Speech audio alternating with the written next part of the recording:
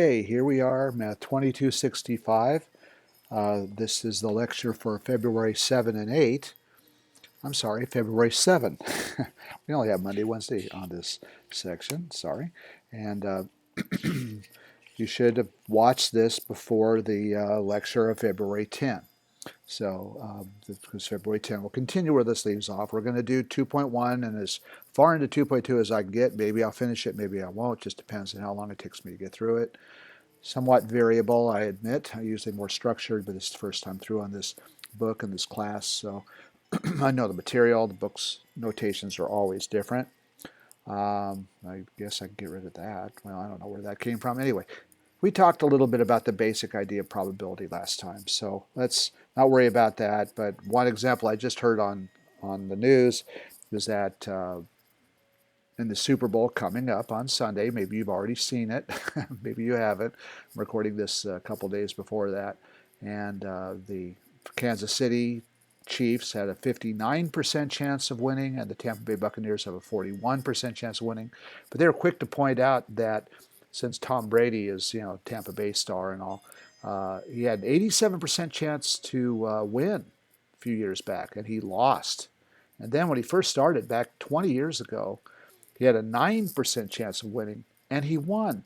So it's not cut and dried. It's like, say, a vaccine works 95% of the time.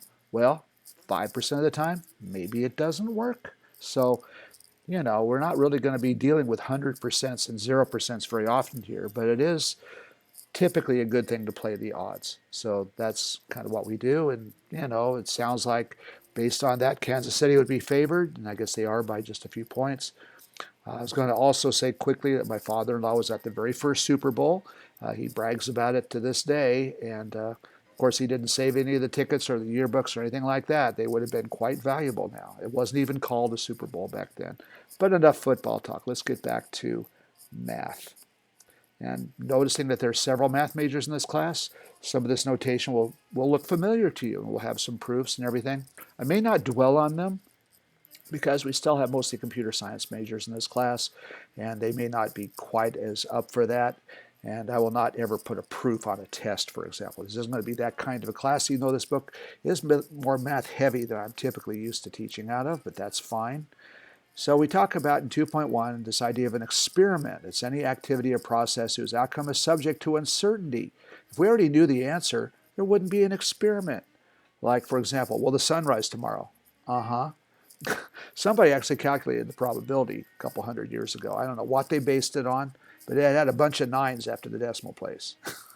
There's always a chance that, we could lose our Earth because of a huge meteor or some other reason, but not that much of a chance. So that's about as certain as I can think of. Does 2 equal 2? Yeah, that's certain. That's not an experiment. Anyway, it suggests a carefully planned, controlled lab testing situation, but it's used in a much wider sense. It could be simply tossing a coin a few times or selecting a card from a deck of cards, 52 card deck, weighing a loaf of bread, etc., etc. Let's move on to the next page. And we run through several examples mostly here. The sample space of an experiment, which is how we start this as a definition, is denoted by this script S. That's really kind of hard to read. It almost looks like a Y.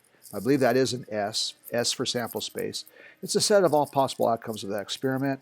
And frankly, a lot of the time, it is not practical to make a list. But we will show you some cases where it is, because they're basically simpler experiments. So we could have something that applies to two possible outcomes. For example, flipping a coin, as they do in front of every football game. It's meant to be 50-50, that kind of thing. But in this particular case, you examine a single weld to see whether it's defective. And either it's not defective for an N or D, defective. No probability is listed here. It's just a list of what could happen. You could toss a thumbtack in the air and see whether it lands face up or face down. And it just depends on how long the point of the tack is, so we're not going to get into that too much. But it's either landing up or down, U, comma, D. Notice the braces are put around it, and the gender of the next child born of the hospital could be M, comma, F, that kind of thing. So it's pretty simple listing. If you examine 3 welds in sequence and notice the result of each examination, 1, 2, 3. The outcome from the entire experiment could be all the sequences involving N's and D's, all N's, NND, and DN is sort of a bookkeeping kind of a way of doing it. And this isn't exactly an alphabetical order. Typically, books do this with heads and tails from the toss of a coin, and then it is in alphabetical order. But as long as you list all 8 of them, 2 to the 3rd power is 8 after all. Or we could even do a tree diagram. I'm not going to do it right here, but we do have 8 possible outcomes, 2 times 2 times 2. In this example, we have 2 competing gas stations located at a certain, probably busy intersection, and each one has 6 gas pumps. Seems like whenever you see one gas station, it's likely you'll see another one. Not every time, but certainly it does happen a lot.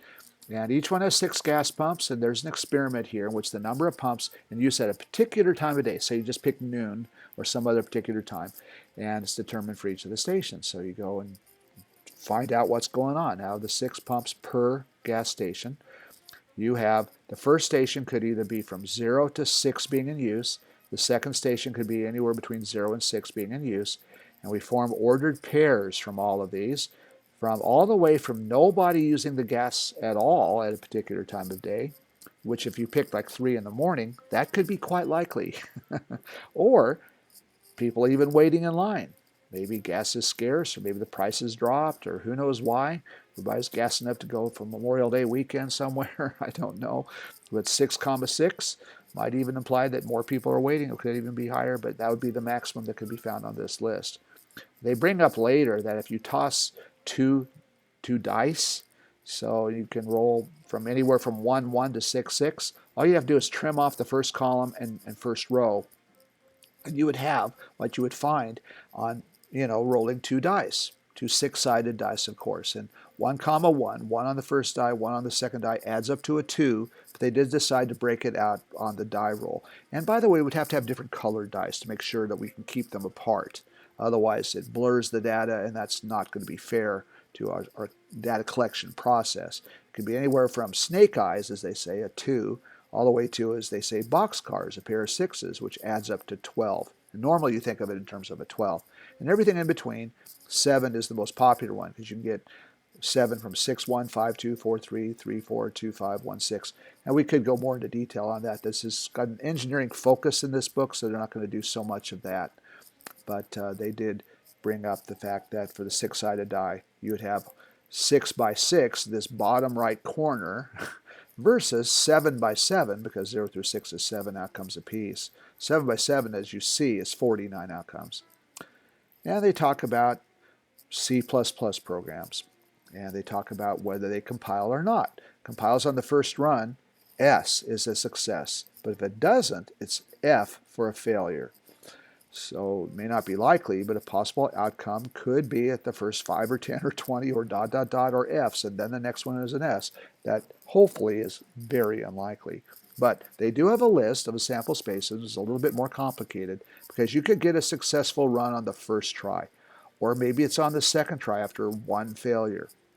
Or perhaps you have 2 failures and a success, 3 failures and a success, etc., etc. In fact, if you just count the number of failures before you get to success, you could just replace this with a 0, a 1, a 2, and a 3, ... It'd be the whole numbers, counting numbers plus 0. And it's infinite. It's infinite. One shudders to think of something that doesn't compile after 100,000 runs, but technically it's infinite. Next page. What can I say about this? The study of probability. We're not only interested in the outcomes of the sample space, but various collections of outcomes, maybe pairs or triples or things like that. A simple event, and by the way, an event is any collection of subsets, a subset of outcomes entered in this and found in the sample space. Simple is simply a single outcome event, such as an S or an F. Well, F wouldn't be allowed in that particular case, but maybe a head and a tail. You could say an H for the one coin being a head, or a tail, other coin being a tail, and of course the coin flip. It's measured to be 50-50, but I just saw data that said that the tails are actually coming out ahead because tails are on a hot streak. 6 out of 7 tosses before the Super Bowl have been tails. And yes, Las Vegas does take bets on that. I'm not encouraging anybody to gamble, but that's purely a 50-50 bet. And I'm sure they've taken their cut somehow, but I have not looked into it that long. Sorry to keep talking about football. Compound means it consists of more than one outcome. Those are a little bit more interesting because, we see lots of compound events when you have triples. This one's full of triples. There's an experiment where somebody either turns left or right at a particular freeway exit. And so we keep track of the possible outcomes.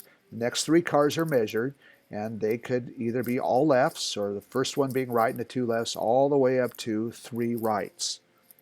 Once again, 2 to the third power, 8 simple events. These are called simple events. Okay, yeah, so this, because they're measuring in groups of 3, this would be then called a simple event. I apologize. What I was thinking, it was a success-failure situation, which has an unlimited number of outcomes. But let's keep an eye out for what they consider to be a compound event. And they have listed them. This gets to be a bit formal notation-wise, but they could say the first event, E1, is LLL. And you can just keep going in order. E2 is RLL. E5, as they bring up, is LRR. E8 would be RRR. And they've listed a few others. And as we start to group these together, the compound events would be events A, B, and C, where one turns right. You can have the first car turn right, the second car turn right, the third car turn right. Or you could have at most one of the vehicles turn right, which means you have to have 2 or 3 left turns. All 3 could be left, all 2 of them in various combinations, or all 3 vehicles turn in the same direction. That's triple L and triple R. I don't make a big deal about simple versus compound events, but some people do. We listed the gas stations before, and so we could call A to be the event. The number of pumps in use is the same for both stations. I don't know why anybody would care, but it does pose an interesting grouping. We'd call that compound event A, because notice we've taken all these simple events, which may be made up of more than one number or character, but these are ordered pairs, could be ordered triples, etc. B is the total number of pumps in use is 4, either 0 plus 4, 2 plus 2, 3 plus 1, etc. Or the event that at maximum 1 pump is in use at each station, which means they could not be used at all, or one's there, or both of them have ones, but that's the maximum at most. So at least as a minimum, at most as a maximum. And of course we have the sample space of the income with an infinite number of outcomes. We could have an infinite number of simple events, which also comprise compound events. And the ... dots can also be used. For the compiling situation, they specify that at most 3 programs are examined, and then you just move on. You could have the success in the first spot, the second spot, or the third spot, only 3 possibilities, comprising 3 simple events that make the compound event A. And then if you have an even number of programs examined, say 2, 4, 6, 8, 10, etc., this one's an infinite number, but these 3, which are individually simple events, can be forming a compound event. They happen to call it E this time. So everybody loves set theory. Let's bring up some relations from set theory. And these are pretty important.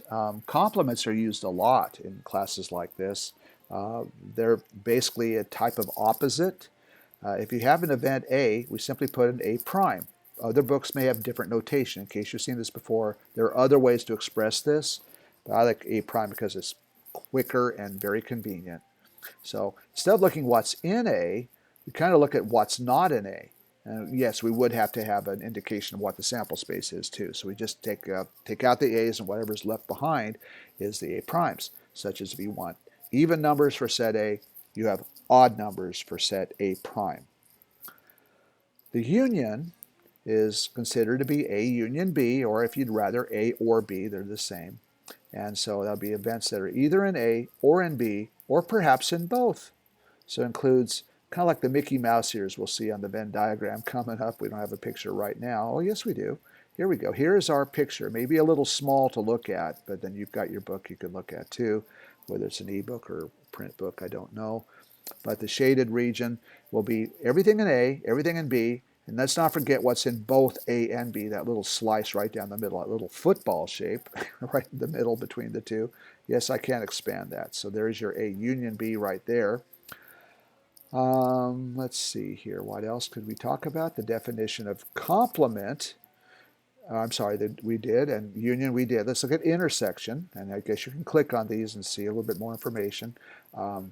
That's denoted by A intersect B or A and B. It must be in both A and B. So that focuses on only the little slice in between. So as we look over here and expand it, it's only the stuff that's not only in circle A, but it's also in circle B. Looks like a football sort of, or an oval if you prefer. And yes, of course, you can extend this into 3 events and more. But when you get past 3, it becomes difficult to write, to say the least. So let's not worry about that. We'll never do that anyway. We certainly wouldn't look at a picture of it. For any 3 events, A, B, and C, if you have the union of all of them, it's everything contained in at least one of the events. Let's take a look at one of these. In fact, it's right here. Let's expand it. So if you got circle A, circle B, circle C, which overlap in ways that are regular, the entirety is shaded in. Whereas if you take a look at the intersection of the A intersect B intersect C, then we're talking just a little 3-way, almost triangular, curved triangle in the middle of the circles. And that's the only spot that's in all of the circles. Take a close look. It's in every single one of them. It's much smaller, of course, than this. That's a property we could talk about. Okay, so then they give us some examples, and yeah, it's just simple numerical examples. If A is these 5 numbers and B are these 5 numbers, 4 numbers, and C are those 3 numbers, then you could take a look at the complement of A. The sample space is what we had before, 0 through 6. They did not list that from the 6 pump gas stations. And so if you have the list of A and you're looking for A prime, what's not on the list is 5 and 6. There it is. If you're going to union A and B, you take everything in A and everything in B. You don't have to double count things. Don't put the 3 twice, don't put the 4 twice, etc. But you just tack on the 5 and the 6. Oh, and by the way, that's the entire sample space right there. We didn't miss any of them from A union B. A union C does not have the 6. This one has the odd numbers. You keep the 1, keep the 3, and you add in a 5. There's your A union C. I don't think I need to explain all of these to you, but you could, take a look at some of these and make sure that they work. This one's a little tougher. You have to, first of all, get A intersect C. A intersect C would be, you've got your 1, you got your 3, they're in common to both. So A intersect C, I can't draw it today. I'll draw hopefully soon. You've got 1 and 3. So A intersect C by itself is 1 and 3. The stuff is in common to both of A and C. And so we take the reverse of that, the complement of that. Anything that does not have a 1 or a 3 in it would be 0, a 2, skip the 3, go to 4, 5, 6. So we take the complement when we're done. And they continue with more examples. And so this one has the compilation experiment, and they've listed the compound events A, B, and C. And so A, if they've listed the 3 easy cases, that starts off with 3 failures, and then 4 failures, 5 failures before your first success, and continues on to infinity. C, well, okay, C did not include the easy event where you get a success on the first try. C has, if you just count the number of failures before the success, this is like a 1 failure, 3 failure, 5 failure. So that means we've got to keep for C prime 0 and 2 and 4, the even numbers, and then they didn't make this especially clear, but we could have put in 6 Fs and then 7 Fs, 8 Fs, and so that's how we do it. So we have to be clear. This might not be perfectly clear, but it's a minor example. It looks like we have even numbered Fs, but that's not really true. It's 0, 2, 4, and then 6, 7, 8, 9, 10, 11. A union B, same rules apply. What's in everything? Make sure you keep all of A and add in anything new that B has to provide. So we have a single F, bring in a double F here, and we have a quadruple F, 4 Fs, and that's it. Stop. That's finite. A intersect B, the things in common. Well, you can see that. The S is certainly in common. The double FS is in common. When you cannot find anything in common, they are mutually exclusive or disjoint events. Here's a picture right here. Mutually exclusive. Those circles have nothing in common. So that's it.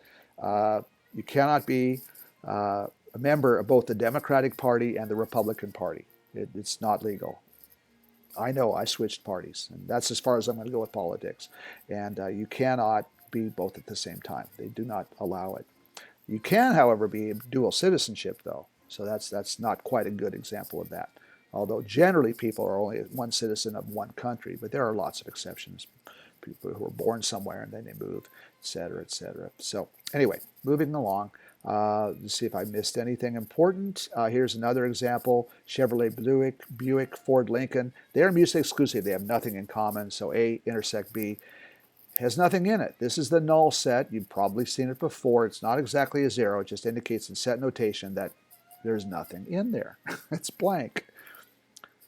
And so we can take a look at the three-way events. They're a little bit more difficult to do, obviously.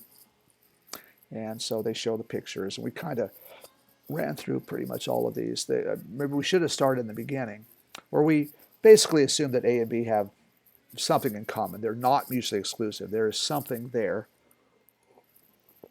And then we went through all the other examples, and we've already covered all of those. So let's move on and see what we may have in 2.1. Is that most of 2.1? I think it is. Okay, so now you may feel free to work any exercises you wish. If odds are in the back, I consider working odds so you can check your work later. It's just good studying practice, but that would be your choice.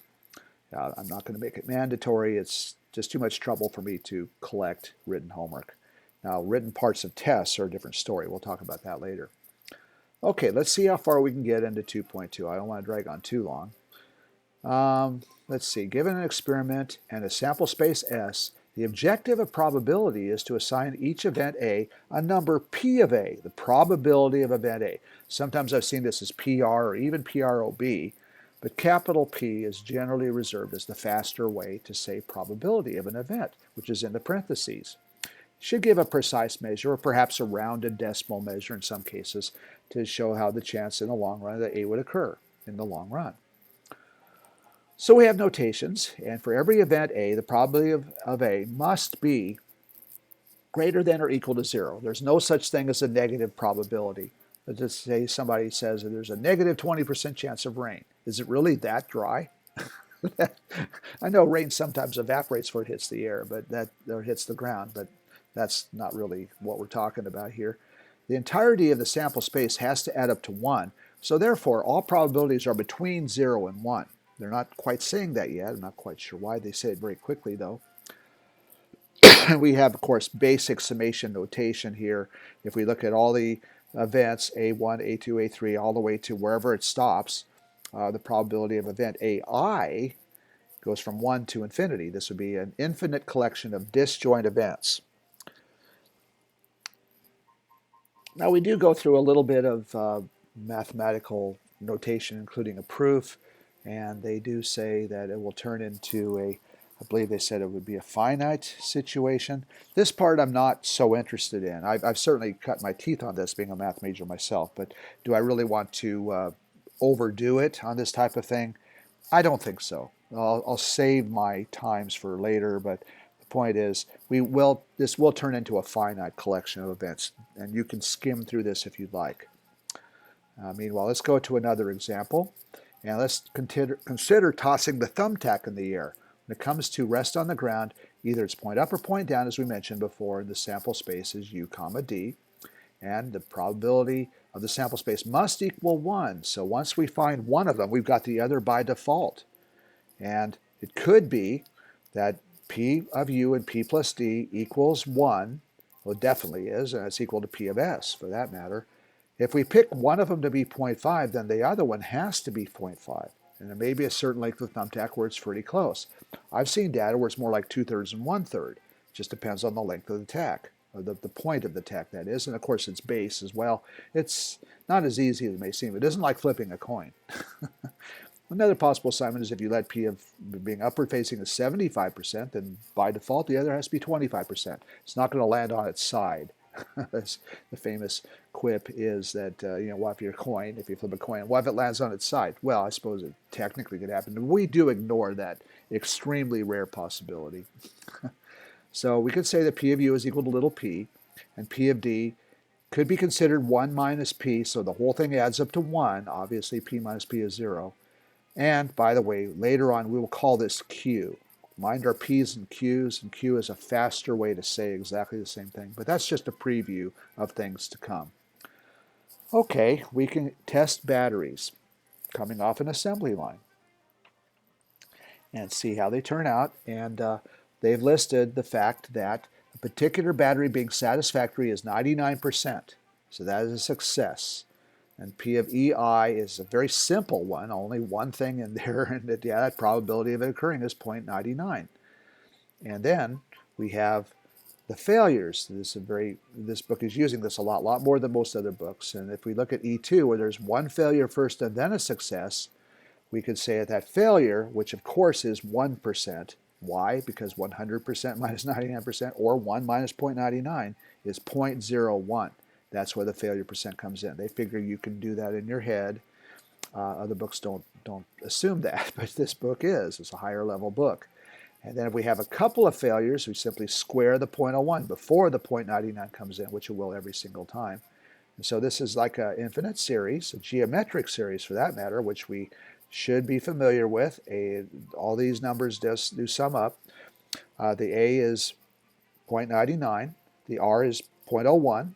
So 0.01 squared, 0.01 cubed. Notice they factored the A out here. They factored it out.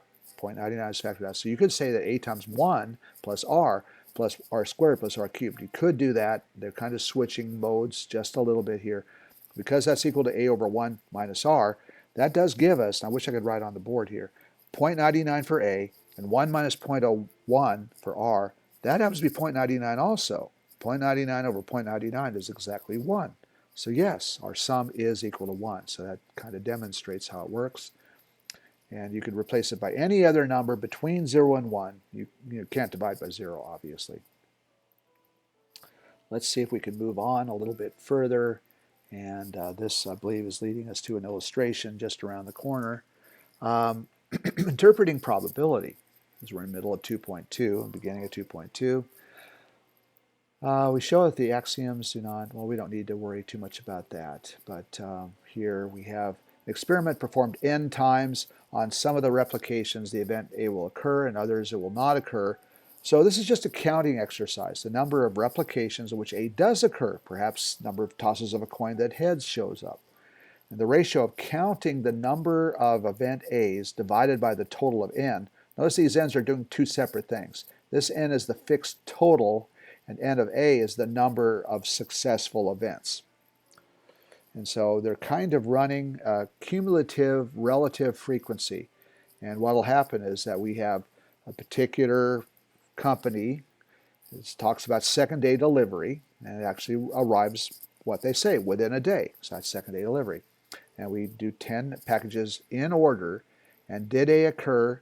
So we have a bunch of N's and a bunch of Y's. N is no, Y is yes, of course. And cumulatively speaking, on the first try, we have 0% likelihood because we got nothing on the first one. But we combine it with the second one where we did get it. That's a 50-50 deal, 0.5. Here's the third one. We got it. That's 2 out of 3, rounded to, of course, 0.667. We're successful on the fourth package. That's 3 out of 4, looking good. But then we get an unsuccessful on number 5. That brings it down to 3 out of 5, simply 0.6, and et cetera, et cetera, et cetera. And we see it kind of centering around the 0.5 or 0.6 or so. And here's the picture that your book will show you, and we can see how the law of large numbers starts to take shape. They're not calling it that, but the initial fluctuation. And we have the number of packages. Here's the relative frequency. These are the probabilities ranging from not happening all the way to certain to happen. Because these are done in a cumulative way, the first number will be a 0 or a 1. The second number will be a 0, a 0.5, or a 1. And so here we get our 0.5 because it was 50-50. And then we just see how it bounces around. It's going to widely fluctuate at first, but it should settle into a groove for a while. Although we did get on a hot streak there, got what, 6, 7 in a row that were delivered correctly. And then it started to kind of make up for it. So this is at the end of 50 deliveries. It looks like it's pretty close to 0.6 or about 60% successful in what they say. Now, we've expanded the scale up to 1,000 packages now. And we start off with, well, maybe this is a different run, because notice this one started at 0, and this one starts above 0. Perhaps it's just they did decide to fill in the numbers between 0 and maybe whatever that number is, 10 or 20. Hard to say if it's the same example or not. But the point is, it's still centering in at about 0.6. It wildly fluctuates in the beginning. It starts to get closer to the expected number. If this was a coin flip, this bar here would be at the 0.5 level. Because it's a company, hard to say what'll happen, but perhaps you've got some history and maybe the company is very consistent about being 60% effective. And, you know, the number, even after 1,000, is not going to perhaps hit exactly 60. Don't worry about that. I mean, after, you know, a certain number of Super Bowls, we shouldn't expect to be exactly half heads and exactly half tails on the initial coin flip to start off a game. But it shouldn't be too far off either. So that's part of what they call the law of large numbers. And this book will call it a limiting or long-run frequency of the event A. So it kind of shows you by inspection what the number means to be about 60% approximately. Notice they use the word roughly because this is an experiment that's not generally known like coin flips are. That's from the classical branch of probability. And they have a few other examples like a 10% likelihood of event B. So we need warranty service. So, you know, when you have 100 that are being inspected, you expect around 10 of them based on this to need service. But, you know, it may be something slightly different than that. Flipping a die, rolling a die.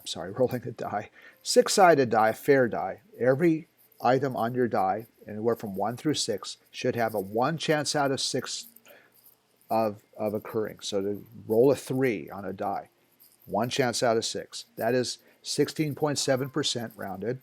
Each one of them are the same. And of course, the coin, for a fair coin, would be 50-50. For both the head and the tail, they're both connected like that. And then we have other things that are, these are repeatable from like classical probability, or at least something we can enumerate. But when you get into more vague situations, like the chances are good for a peace agreement, or their best quarterback is injured, I expect them to score no more than 10 points. 10 would be the most they could score, and various other things. These are quite vague and not really in the same mold that we're talking about.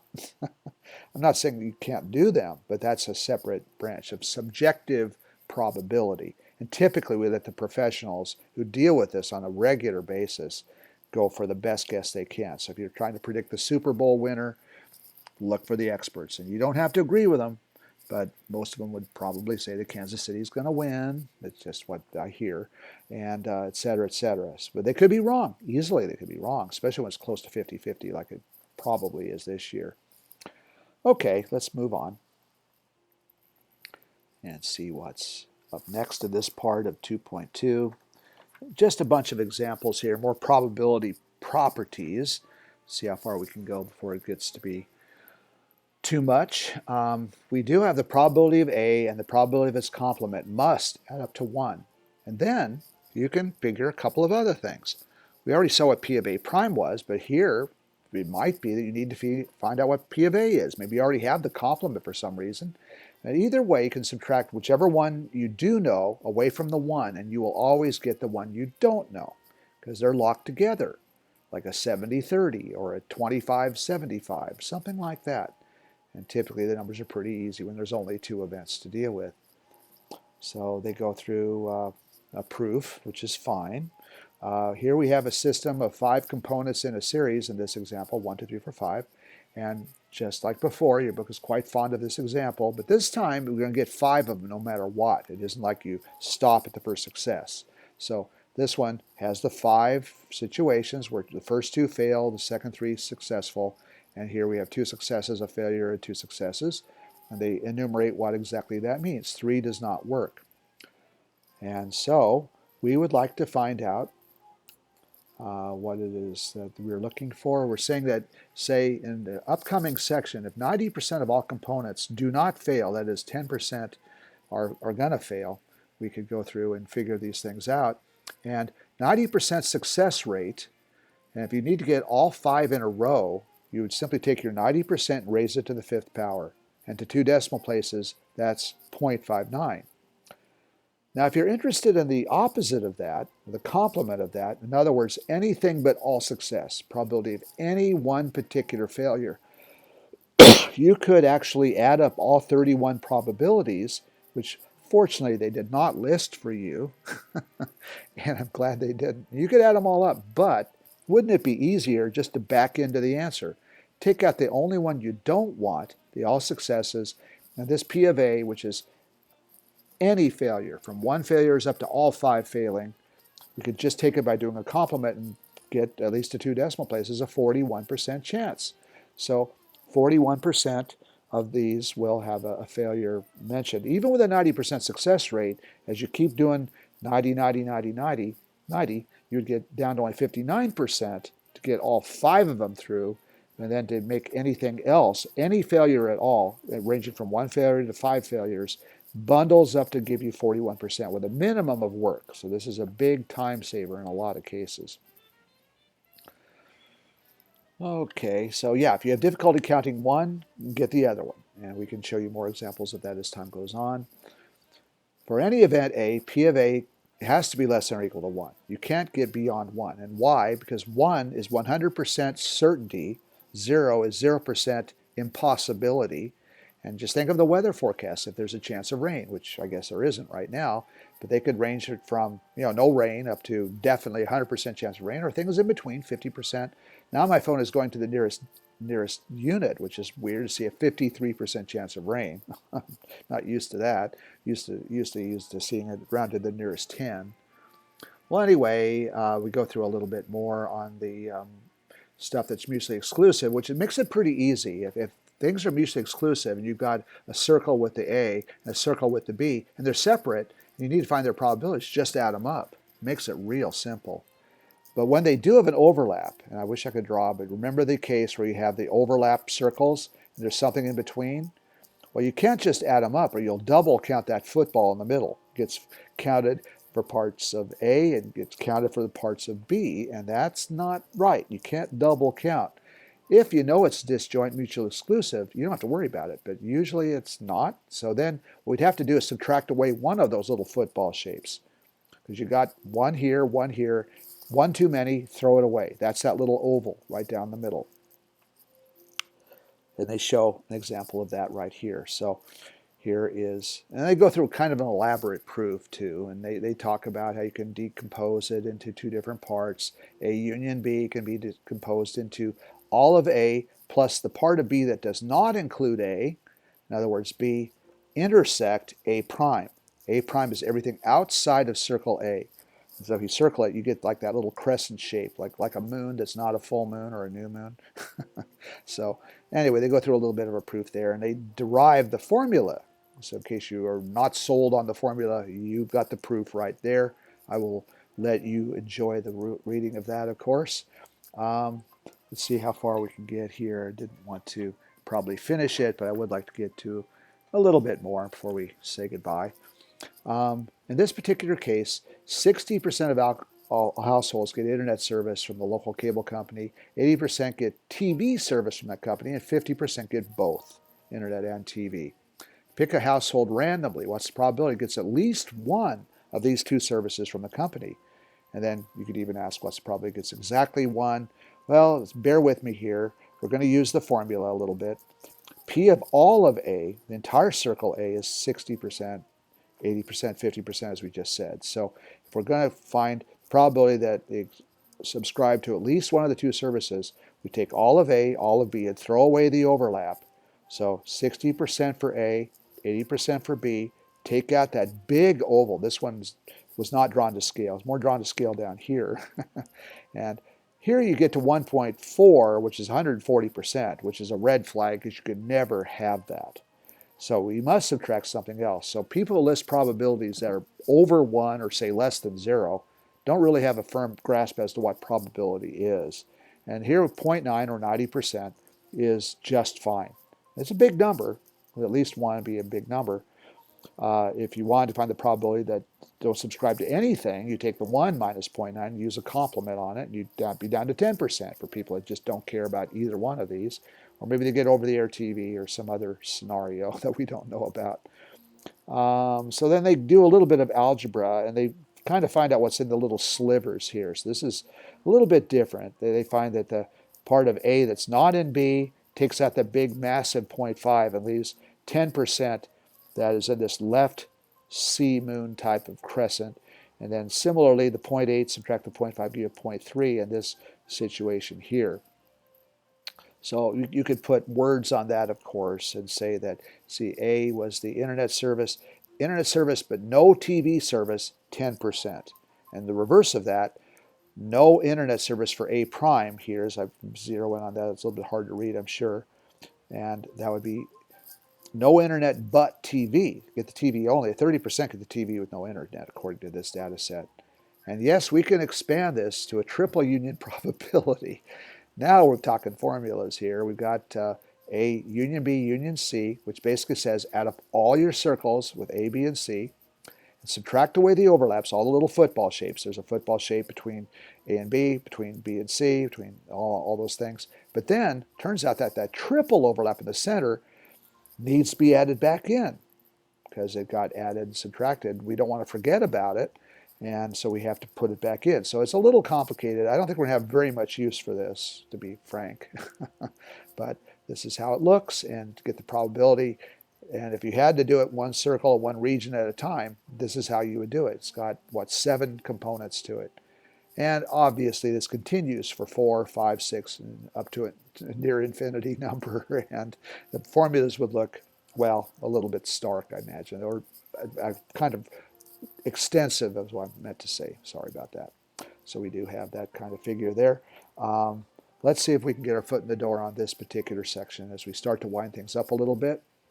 Determining probability systematically. This is just one where you can just count off one at a time, and that would be pretty good to do. So we'll take a look at this one. We have a sample space that's either finite or perhaps countably infinite. It means you could list them in an infinite sequence as the first outcome, second outcome. We've already seen something like that, where a number of times until failure.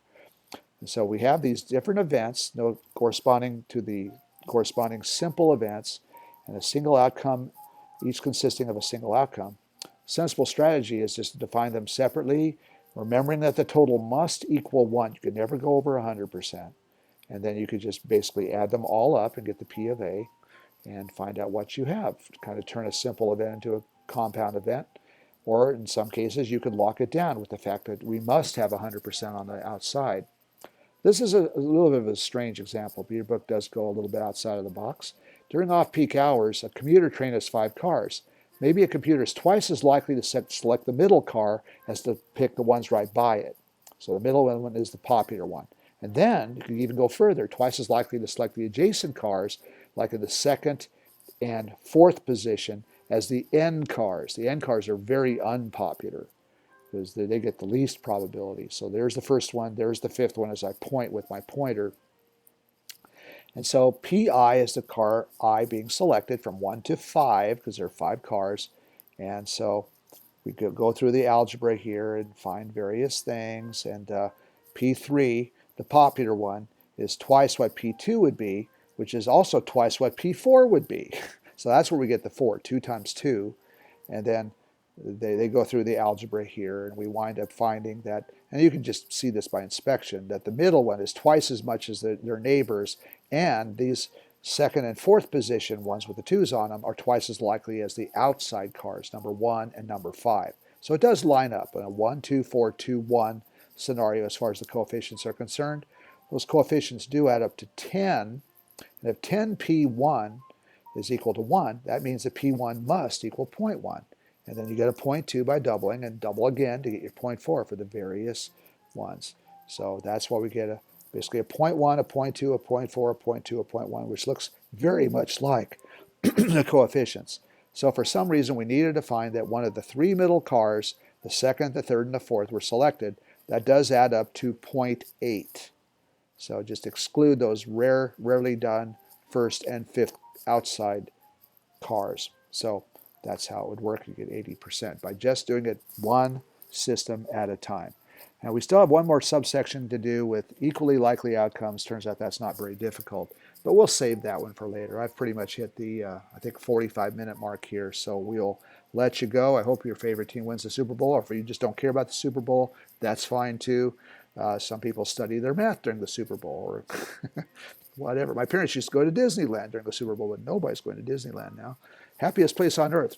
Get the biggest shot in town vaccine-wise. Ha ha. So anyway, we'll be back live again on Wednesday the 10th, and we'll continue with 2.2, go into 2.3, and try to make some, traction on this chapter 2. Many people find probability to be a difficult subject. It is really a separate subject from statistics, but it does tie in, and they're emphasizing the part that does tie in to statistics as well, instead of just going for just theory only. So we'll get through that, and then before you know it, we'll be in a more practical chapter 3 that does have a lot more practical uses, and I'm more of a fan of that, even though I love probability. I took it in high school, believe it or not, just probability itself. And yeah, probability is a fun subject, but statistics is more useful for most of you. So we'll get into chapter 3 before you know it if you're not enjoying this chapter all that much. We've got relief for you just around the corner. Okay, I guess I'll wind it down right now, and have a good day, and take care. Bye.